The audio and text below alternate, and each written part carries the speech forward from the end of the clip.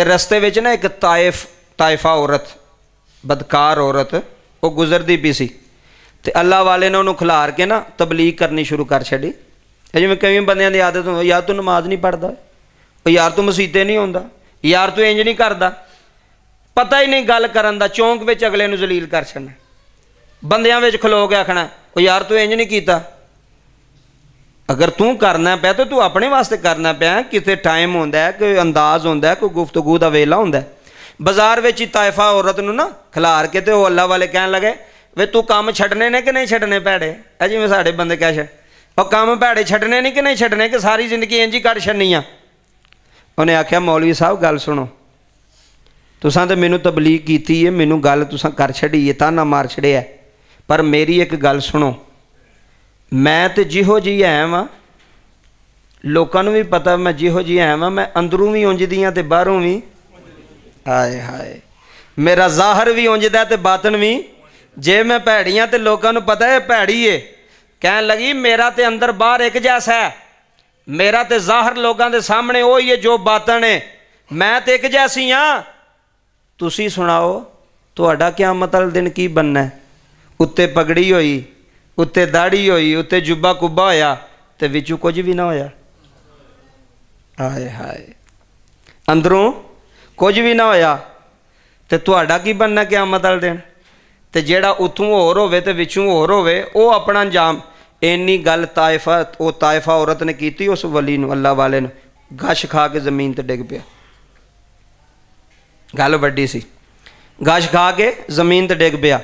वो नाल बंदियां पूछा, उन्हें क्या हजूर कोई मिसरा सुन के तुहानूं कोई वजद आ गया, कोई किसी की गल सुन के? उन्हें क्या नहीं, अज एक ताइफा की गल सुन के ना तो खौफे खुदा की वजह तो मैनू गश आ गया। उन्हें क्या वो क्यों? उन्हें क्या ताइफा कहन लगी कि मैं है तो भैड़ी हाँ, बुरी हाँ, लेकिन लोगों को भी पता मैं बुरी हाँ, तो अंदरों भी बुरी हाँ, तो बाहरों भी बुरी हाँ। तो हजूर तुहाडा की बनना है जे कल क़यामत वाले दिन अल्लाह ने पूछ लिया भी जुम्मे भी पढ़ाते रहे हो, तो पगड़ियाँ भी बनते रहे हो, तो दाड़ियाँ भी रखियाँ सन जे, तो उत्तों होर सो ज़ारी लोगों अपना भोर विखाते सो, नेक बन के विखाते सो, तो विचों कम शैतानां वाले, विचों कम भैड़े, तो तुहाडा की बनना है? फरमांदे ने एक गल मैनू खा गई ओदी, कि वाकई वेखो ना क़यामत वाले दिन एक बंदा नेक है, अपने आप को नेक समझदा है, या नेक लोगों के सामने अपने आप को यां करदा भी मैं बड़ा अच्छा वां, तो क़यामत वाले दिन जे वो बंदा फड़िया जाए, लोग आखना यार ये तो मौलवी साहब ये गल्लां करदे सन उत्थे, ये तो फलाने साहब बड़े नेक सन, ये तो जनाब इन्नियां तकरीरां कर छड़दे सन, ये तो इन्हें जनाब सदका जारिया करदे सन, इन्हां नाल की बनिया? फरमान लगे ये गल मैनू खा गई है कि बंदा जो बाहरों होवे ना उन्होंने अंदर भी उंजदा बनाना चाहिए है नहीं भी अंदरों होर ते बाहरों होर, ये नहीं भी बंदा सिर्फ जुम्मे वाले दिन ही मोमिन बने, जुम्मे वाले दिन ही मुसलमान मोमिन बने, जुम्मे चो बाहर निकल गया तो उन्होंने पता ही नहीं मैं की हाँ, उन्होंने पता ही नहीं मैं किहड़ियां गल्लां सुनियां ने किहड़ियां नहीं। मैं तो तुहानूं हर जुम्मे ना सारियां नहीं याद रख सकते, एक ही गल याद रख के टुट जाओ कि यार यह गल चंगी लभी है, यह गल मैं अपने सीने ते वसा लैनी है, बिठा लैनी है, और जेड़ी गल चंगी होवे जेड़ा बंदा उस पर अमल करे, अल्लाह उहदी दुनिया भी आबाद कर छड़दा, कबर अशर भी आबाद कर छड़दा। जारी जो वो बातन च ऐने भी उतों होर ते विचों इंज नहीं होना चाहिए। कोशिश करो, हो सकता है मैं बहुत वड्डा गुनाहगार हाँ, मैं बहुत वड्डा सियाका, कोशिश करनी चाहिए बंदे नाल थोड़ा थोड़ा बदले, थोड़ी थोड़ी चेंजिंग लैके आए कि यार ऐ नहीं मैं ਇਹਦੇ ਮੂੰਹ ਤੇ बड़ा मिठा पे बोलना तो मगरों ਦੀਆਂ बुधाइयां करनियां शुरू कर छड़ियां, मगरों ਉਹਦੇ खिलाफ शुरू हो गए ना, जिस तरह का बाहरों में उंजदा अंदरों शीशा साफ हो जा, क्योंकि वेखो शीशा है ना, शीशा जनाब, तो जो बंदा होवे ना शीशा दसदा भी ਇਹਦਾ चेहरा किस तरह का है, ਇਹਦੇ ਕੰਨ किस तरह के ने, ਇਹਦੀਆਂ ਅੱਖਾਂ किस तरह ਦੀਆਂ ने, जो होवे वो नज़र आउंदा है। मौलाना रूम फरमांदे ने अगर तेरा दिल शीशा हो जाए ना तो तेनू हर चीज़ सामने आवेगी। कई बंदे ज़ाहिर पे आंदे ने यार वो बड़ियां नमाज़ां पढ़दा ही, तो नमाज़ां पढ़ के धोखा भी करी जाएगा, कारोबार में झूठ भी बोली जाएगा, नमाज भी नहीं छड्डनी, भैड़े काम भी करी जाने, नाल धोखेबाजियां भी दई जानियां, तो नमाज़ां भी पढ़ी जानियां ने, हज भी कीती जाने ने, ज़कातां भी दित्ती जानियां ने। नबी करीम सल्लल्लाहु अलैहि वसल्लम ने फरमाया ओ ही बंदा ईमान आला है और ओ ही बंदे ते अल्लाह दी रज़ा राज़ी होंदी है ਜਿਹਦਾ ਜ਼ਾਹਰ ਤੇ ਬਾਤਨ ਇੱਕ ਜੈਸਾ ਹੋ ਜਾਂਦਾ ਹੈ, ਜਿਹਦਾ ਜ਼ਾਹਰ ਤੇ ਬਾਤਨ ਇੱਕ ਜੈਸਾ ਹੋ ਜਾਂਦਾ ਹੈ। ਆਖਰੀ ਗੱਲ ਸਮਾਤ ਫਰਮਾਓ। ਸਾਡੇ ਸਿਆਲਕੋਟ ਦੀ ਅਜ਼ੀਮ ਹਸਤੀ ਰੂਮੀ ਅਸਰ ਕਿਬਲਾ ਹਜ਼ਰਤ ਹਕੀਮ ਅਬਦੁੱਲਾ ਸਾਹਿਬ ਰਹਿਮਤੁल्लाह अलैह, ਬੋਲੋ ਸੁਭਾਨ ਅੱਲਾ। ਹਕੀਮ ਸਾਹਿਬ ਦਾ ਬੰਦਿਆਂ ਨੂੰ ਨਹੀਂ ਪਤਾ ਕਿ ਹਕੀਮ ਸਾਹਿਬ ਕਿੱਡੀ ਵੱਡੀ ਹਸਤੀ ਨੇ।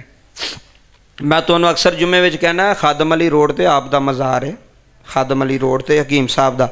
ਕਦੀ ਟਾਈਮ ਮਿਲੇ ਨਾ ਉਧਰ ਨੂੰ ਤੁਸੀਂ ਜਾਂਦੇ ਹੋਵੋ ਤਾਂ ਕੋਈ 2 ਮਿੰਟ ਕੱਢ ਕੇ ਤੁਸੀਂ ਅੰਦਰ ਜਾਣਾ, ਵਜ਼ੂ ਕਰਕੇ ਅੰਦਰ ਜਾ ਕੇ ਉਸ ਮਜ਼ਾਰ 'ਤੇ ਬਹਿਣਾ, ਤੁਹਾਨੂੰ ਪਤਾ ਲੱਗ ਜਾਏਗਾ ਵੀ ਸੁਲਤਾਨੀ ਸਾਹਿਬ ਜਿਹੜੀ ਗੱਲ ਆਂਦੇ ਸਨ ਕਿ ਉਹ ਠੀਕ ਹੈ ਜਾਂ ਨਹੀਂ ਠੀਕ। ਸਾਹਿਬੇ ਮਜ਼ਾਰ ਦੇ ਕੋਲ ਬਹਿਣ ਨਾਲ ਪਤਾ ਲੱਗ ਜਾਂਦਾ ਵੀ ਕਬਰ ਵਾਲੇ ਦਾ ਕੀ ਮਕਾਮ ਹੈ, ਸਾਹਿਬੇ ਮਜ਼ਾਰ ਦਾ ਦਰਜਾ ਕੀ ਹੈ। ਕਦੀ ਪਰੇਸ਼ਾਨੀ ਹੋਵੇ ਟੁਰ ਜਾਓ, ਅੱਲਾ ਦੇ ਵਲੀ ਕਬਰਾਂ ਵਿੱਚ ਵੀ ਜ਼ਿੰਦਾ ਨੇ। ਬੋਲੋ, ਅੱਲਾ ਦੇ ਵਲੀ ਕਬਰਾਂ ਵਿੱਚ ਵੀ ਜ਼ਿੰਦਾ ਨੇ। ਉਹ ਫਜ਼ਲ ਤੇ ਕਰਮ ਅੱਲਾ ਦੀ ਅਤਾ ਨਾਲ ਕਰਦੇ ਨੇ। ਸਾਡਾ ਈਮਾਨ ਹੈ ਬੰਦਾ ਜਾਏ ਦਿਲੋਂ ਸਹੀ, ਬੰਦਾ ਅੰਦਰੋਂ ਜਾਏ ਸਹੀ, ਫਜ਼ਲ ਹੋ ਜਾਂਦਾ। ਹਕੀਮ ਅਬਦੁੱਲਾ ਸਾਹਿਬ ਰਹਿਮਤੁल्लाह अलैह ਬੜੀ ਵੱਡੀ ਗੱਲ ਕੀਤੀ।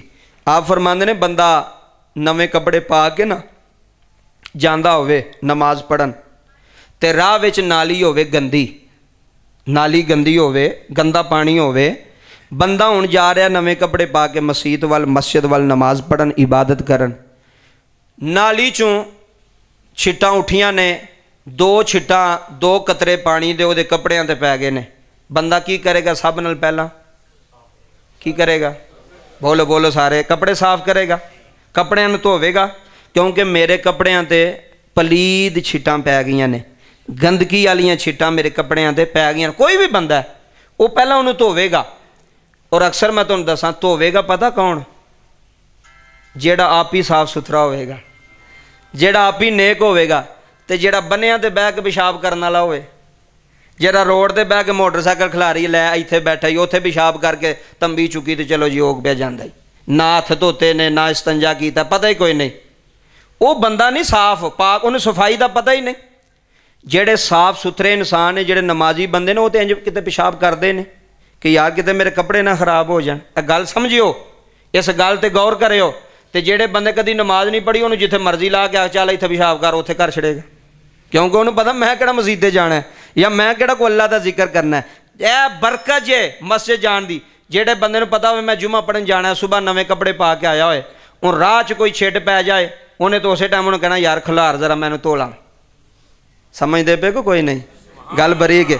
ਉਹ ਮੈਂ ਕੱਪੜੇ ਧੋ ਲਾਂ, ਉਹ ਕਿਸੇ ਨੇ ਆਣਾ ਛੱਡ ਕੀ ਹੋ ਗਿਆ, ਫੈਕਟਰੀ ਜਾ ਕੇ ਧੋ ਲਈ, ਆਉਂਦਾ ਨਹੀਂ ਯਾਰ ਮੈਂ ਜੁਮਾ ਪੜ੍ਹਨਾ, ਮੈਂ ਜੁਮਾ ਪੜ੍ਹਨਾ, ਮੈਂ ਮਸਜਿਦ 'ਚ ਜਾਣਾ, ਮੈਂ ਅੱਲਾ ਦੇ ਸਾਹਮਣੇ ਪੇਸ਼ ਹੋਣਾ।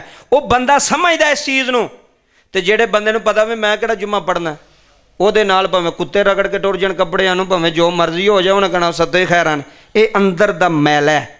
ਜਦੋਂ ਬੰਦੇ ਦਾ ਅੰਦਰ ਸਾਫ਼ ਹੋਵੇ ਨਾ, ਉਹ ਜ਼ਾਰੀ ਵੀ ਕੱਪੜਿਆਂ 'ਤੇ ਗੰਦਗੀ ਨਹੀਂ ਲੱਗਣ ਦਿੰਦਾ। ਇਹ ਮੈਂ ਇੱਕ ਤੁਹਾਨੂੰ ਨੁਕਤਾ ਦੇ ਚੱਲਾ ਜੇ। ਜਿਹੜਾ ਬੰਦਾ ਤੁਸੀਂ ਵੇਖਦੇ ਹੋ ਨਾ ਫੌਰਨ ਸਾਫ਼ ਕਰਦਾ, ਉਹ ਸਮਝੋ ਅੰਦਰੋਂ ਸਾਫ਼ ਹੈ।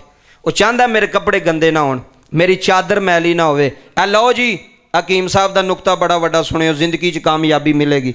ਹਕੀਮ ਸਾਹਿਬ ਫਰਮਾਉਂਦੇ ਨੇ, ਉਹ ਨਾਲੀ 'ਚ 2 ਕਤਰੇ ਕੱਪੜੇ 'ਤੇ ਪੈ ਜਾਣ ਤੇ ਬੰਦੇ ਉਹ ਨਾਲੀ ਦੇ ਕੱਪੜੇ ਕਤਰੇ ਜਿਹੜੇ ਸਾਫ਼ ਕਰਦਾ, ਧੋਂਦਾ ਕਿ ਪਾਕ ਹੋ ਜਾਏ। ਹਕੀਮ ਅਬਦੁੱਲਾ ਸਾਹਿਬ ਰਹਿਮਤੁल्लाह अलैह ਫਰਮਾਉਂਦੇ ਨੇ, ਅਗਰ ਉਹ ਹੀ ਨਾਲੀ ਚਲਦੀ ਚਲਦੀ ਕਿਸੇ ਨਹਿਰ ਵਿੱਚ ਡਿੱਗਦੀ ਹੋਵੇ, ਹਾਏ ਹਾਏ ਹਾਏ ਅਜੇ ਪਹੁੰਚੇ ਨਹੀਂ ਤੁਸੀਂ, ਉਹ ਹੀ ਨਾਲੀ ਜਿਹੜੀ ਗੰਦੀ ਏ, ਉਹ ਚਲਦੀ ਚਲਦੀ ਗੰਦਾ ਨਾਲਾ ਕਿਸੇ ਨਹਿਰ ਵਿੱਚ, ਐ ਸਾਡੇ ਗੰਦੇ ਨਾਲੇ ਨਹੀਂ ਨਹਿਰ ਵਿੱਚ ਜਾਂਦੇ ਪਏ, ਤੁਹਾਨੂੰ ਹੋਰ ਪਤਾ ਹੀ ਨਹੀਂ, ਕਿਸੇ ਨੂੰ ਬੋਲਦੇ ਹੀ ਨਹੀਂ ਪਏ ਸਾਰੇ ਕਿ ਸੌਂ ਗਏ ਹੋ। ਇਹ ਗੰਦਾ ਨਾਲਾ ਨਹਿਰ ਵਿੱਚ ਡਿੱਗਦਾ ਨਾ, ਕਈ ਨਹਿਰਾਂ ਵਿੱਚ ਵੀ ਜਾਂਦੇ ਨੇ, ਇਹ ਜਨਾਬ ਦੂਸਰੇ ਪਿੰਡਾਂ ਦੇ ਪਾਣੀ ਨਹਿਰਾਂ ਵਿੱਚ ਨਾਲੀਆਂ ਵਿੱਚ ਜਾਂਦੇ ਨੇ। ਤਵੱਜੋ ਕਰਿਓ, ਅਗਰ ਉਹ ਹੀ ਗੰਦਾ ਨਾਲਾ, ਗੰਦੇ ਪਾਣੀ ਵਾਲਾ ਨਾਲਾ ਨਹਿਰ ਵਿੱਚ ਡਿੱਗਦਾ ਹੋਵੇ, ਨਹਿਰ ਵਿੱਚ ਮਿਕਸ ਹੋ ਜਾਏ ਪਾਣੀ, ਤੇ ਨਹਿਰ ਦਾ ਪਾਣੀ ਚੱਲਦਾ ਹੋਵੇ, ਉਹਦੇ ਤੋਂ ਵਜ਼ੂ ਹੋ ਜਾਂਦਾ ਕਿ ਨਹੀਂ? ਹੋ ਜਾਂਦਾ। ਜਾਰੀ ਪਾਣੀ ਪਾਕ ਹੁੰਦਾ ਜੇ। ਅਜੇ ਵੀ ਕਦੇ ਬੰਦੇ ਨੂੰ ਸਮਝ ਆਈਏ, ਜਾਰੀ ਪਾਣੀ ਜਿਹੜਾ ਨਾ, ਚੱਲਦਾ ਪਾਣੀ ਜਿਹੜਾ ਹੋਵੇ ਨਾ, ਉਹ ਫਿਕਾ ਕਹਿੰਦੀ ਹੈ, ਇਸਲਾਮ ਕਹਿੰਦੀ, ਸ਼ਰੀਅਤ ਕਹਿੰਦੀ, ਕਿਸੇ ਮੌਲਵੀ ਨੂੰ ਪੁੱਛ ਲਿਓ ਜਾ ਕੇ, ਕਿਤੇ ਪਿੰਡ ਜਾ ਕੇ ਪੁੱਛ ਲਿਓ, ਜਿਹੜਾ ਪਾਣੀ ਜਾਰੀ ਹੋਵੇਗਾ ਨਾ, ਚੱਲਦਾ ਹੋਵੇਗਾ, ਉਹ ਕੀ ਹੋਵੇਗਾ? ਪਾਕ। ਉਹ ਕੀ ਹੋਵੇਗਾ? ਪਾਕ। ਉਹ ਜਾਰੀ ਪਾਣੀ ਜਿਹੜਾ ਨਾ, ਉਹ ਪਾਕ ਕਰਦਾ, ਜਾਰੀ ਪਾਣੀ ਸਾਫ਼ ਕਰਦਾ। ਇਹ ਨਹਿਰ ਵੀ ਜਾਂਦੀ ਹੈ ਨਾ, ਜਿੰਨੇ ਮਰਜ਼ੀ ਵੀ ਨਾਲੇ ਵਿੱਚ ਡਿੱਗਦੇ ਹੋਣਾ, ਸ਼ਰੀਅਤ ਆਂਦੀ ਤੂੰ ਨਹਿਰ ਦੇ ਕਿਸੇ ਕਿਨਾਰੇ ਤੇ ਬਹਿ ਕੇ ਵਜ਼ੂ ਕਰ ਸਕਣਾ, ਕਿਉਂਕਿ ਪਾਣੀ ਚੱਲਦਾ ਪਿਆ, ਜਾਰੀ ਹੈ। ਦਰਿਆ ਦਾ ਪਾਣੀ ਹੈ ਜਾਰੀ, ਤੁਸੀਂ ਵੂਜ਼ੂ ਕਰ ਸਕਦੇ ਹੋ। ਛੱਪੜ ਦਾ ਪਾਣੀ ਖਲੋਤਾ ਆਪਣੀ ਜਗ੍ਹਾ ਤੇ ਰੁਕ ਗਿਆ, ਉਹਦੇ ਨਾਲ ਤੁਸੀਂ ਵੂਜ਼ੂ, ਉਹਦੇ ਨਾਲ ਤੁਸੀਂ ਪਾਕੀ ਹਾਸਲ। ਕਹਿੰਦੇ ਨੇ ਖਲੋਤਾ ਪਾਣੀ ਗੰਦਾ ਹੋ ਜਾਂਦਾ ਹੈ, ਖਲੋਤਾ ਪਾਣੀ ਗੰਦਾ ਹੋ ਜਾਂਦਾ ਹੈ। ਹਕੀਮ ਸਾਹਿਬ ਫਰਮਾਉਂਦੇ ਨੇ ਵੇਖੋ ਕੈਸੀ ਗੱਲ ਹੈ, ਅਗਰ ਗੰਦੀ ਨਾਲੀ ਨਹਿਰ ਵਿੱਚ ਜ਼ਮ ਹੋ ਜਾਏ, ਨਹਿਰ ਵਿੱਚ ਆਪਣੇ ਆਪ ਨੂੰ ਮਿਲਾ ਛੱਡੇ, ਉਹ ਗੰਦੀ ਨਹੀਂ ਰਹਿੰਦੀ, ਉਹ ਵੀ ਪਾਕ ਹੋ ਜਾਂਦੀ ਹੈ। ਅੱਲਾਹੁ ਅਕਬਰ ਕਬੀਰਾ।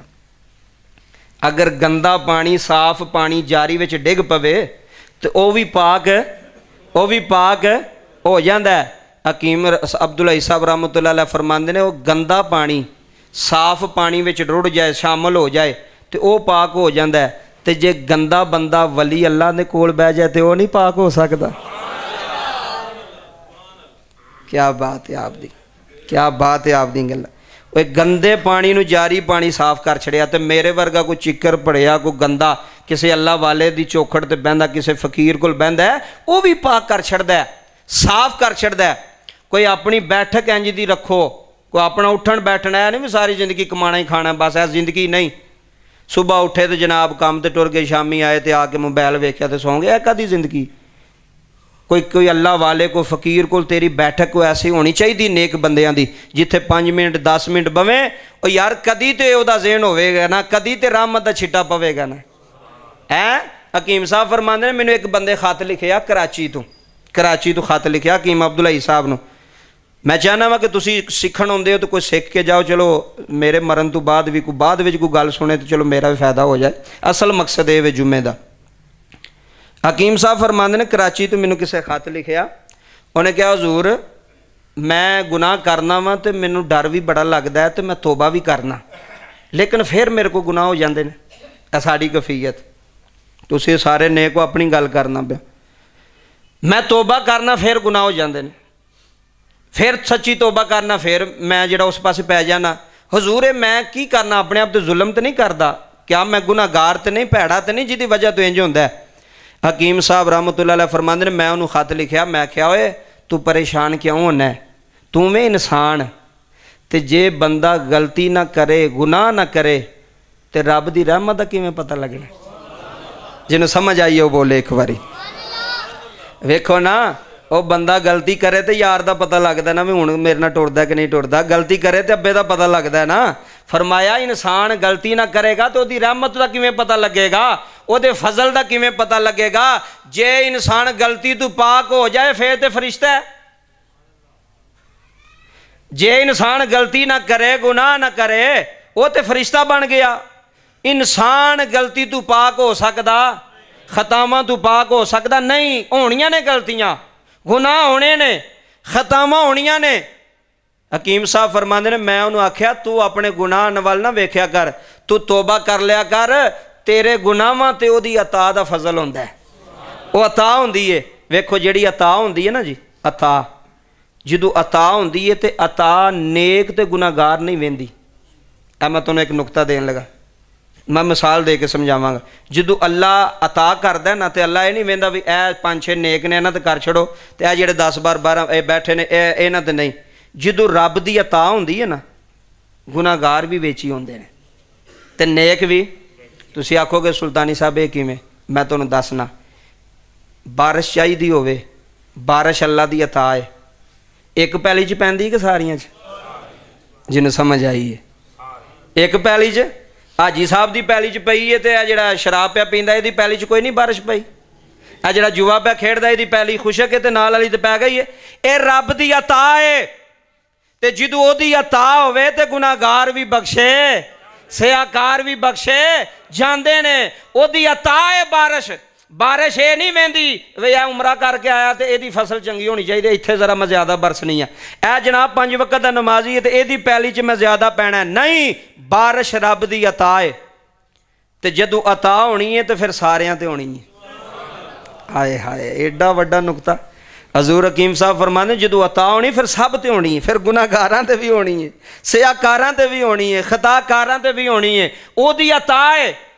ਫਰਮਾਇਆ ਉਹਦੀ ਅਤਾ ਬੰਦਿਆਂ ਦੇ ਗੁਨਾਹਾਂ ਤੋਂ ਭਾਰੀ ਹੈ ਰੱਬ ਦੀ। ਐ ਨਾ ਸੋਚਿਆ ਕਰੋ ਯਾਰ ਮੈਂ ਹੁਣ ਤੋਬਾ ਕੀਤੀ ਫਿਰ ਮੇਰੀ ਤੋਬਾ ਟੁੱਟ ਗਈ, ਫਿਰ ਕਰਦਾ ਰਹਿ।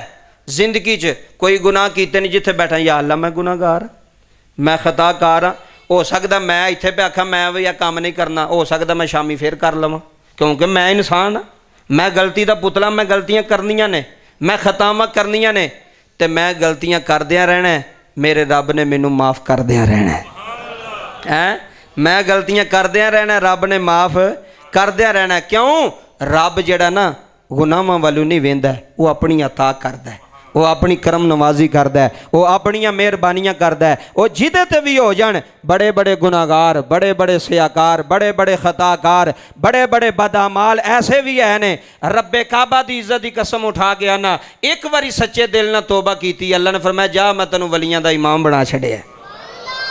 हज़रत बिशर आफी शराब पींदे सन ते वेचदे भी सन ते अड्डा भी बनाया सन, ते जदों रब दी अता हुई ना, फिर जदों रब दी अता हुई शराब भी गई, अड्डा भी गया, बर्तन भी तोड़ छड़े। किसे पूछया होया की आ, तवज्जो करियो जे, किसे पूछया होया की आ, फरमान लगे हुण गुनाहगार ते ओदी अता दा वक्त आ गया है। ताइयों ते रोमी कश्मीर मियां मुहम्मद बख्श रहमतुल्लाह अलैह खड़ी दा ताजदार बोले दर दा बादशाह बोले आए मियां साहब फरमाने ने जे मैं वेखा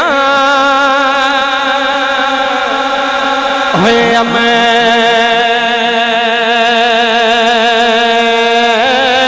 लावल्ले है कुछ नहीं मेरे पल्ले है जे मैं वेखा है रहे मती तेरी है बल्ले बल्ले बल्ले इन्नल्लाह गफूर रहीम जे मैं वेखा है रहे मत बल्ले